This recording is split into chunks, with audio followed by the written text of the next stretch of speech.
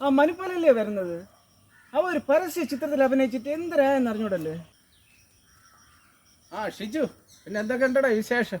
എടാ, നീ ഒരു പരസ്യ ചിത്രത്തിൽ അഭിനയിക്കാൻ പോയെന്ന് അറിഞ്ഞ് നല്ല പൈസ കിട്ടിയാടായി. ജൂനിയർ ആർട്ടിസ്റ്റുകളെ സപ്ലൈ ചെയ്യണം ശാന്ത ചേച്ചി വിളിച്ചോണ്ട് പോയത് ഒരു പരസ്യ ചിത്രത്തിൽ അഭിനയിക്കാൻ.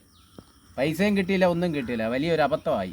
ഇവിടെ എന്നാ ചേച്ചി പരസ്യ ചിത്രത്തിൽ അഭിനയിക്കണമെന്ന് പറഞ്ഞ് വലിയൊരു ഫ്ലാറ്റിൽ സിറ്റിയിൽ വിളിച്ചോണ്ട് പോയി. അങ്ങ് വലിയൊരു കെട്ടിടത്തിൻ്റെ മുകളിൽ കൊണ്ടുപോയിട്ട് പറയണേ. ഞാൻ നോക്കിയപ്പോൾ 2-3 പെണ്ണുങ്ങളൊക്കെ ഉണ്ട്, കുറേ ആണുങ്ങളും പെണ്ണുങ്ങളും. അപ്പോഴേ പറഞ്ഞ് കുറച്ച് നേരം കഴിഞ്ഞപ്പം പറയണ എൻ്റെ ഷർട്ടും പാൻറ്റും ഊരണമെന്ന്. ഞാൻ ഊരോ? എനിക്ക് അപ്പോഴെല്ലാം എൻ്റെ ഗുഡൻസ് മനസ്സിലായത്. എനിക്കറിയാം ഏതോ അഴുക്ക സിനിമയിൽ അഭിനയിക്കാനാണെന്ന്. നമ്മുടെ മാനം പോകൂലടേ. ഞാൻ അവിടെ നിന്ന് ഇറങ്ങി ഓടി, ഒരു ഓട്ടം അങ്ങ് ഓടി. നിന്റെ ബോഡിയൊക്കെ കണ്ടുകൊണ്ടാണ് അവർ വിളിച്ചോണ്ട് പോയത്. നീ അവിടെ നിന്ന് ഓടി രക്ഷപ്പെട്ടത് നന്നായി, ഇല്ലേ നിന്റെ മാനം പോയേനെ.